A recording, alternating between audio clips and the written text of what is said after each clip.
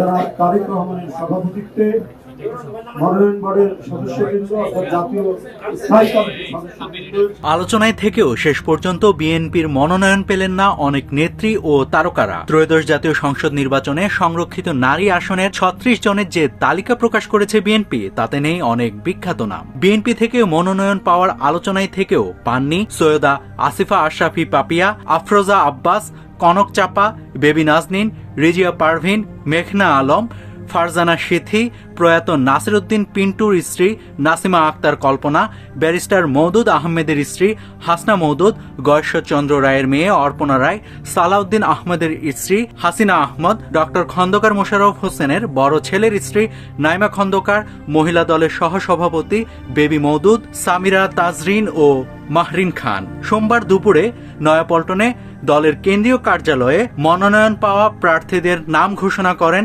দলের সিনিয়র যুগ্ম মহাসচিব রুহুল কবির রিজভী। নাভিদ হাসান, সোনালী নিউজ।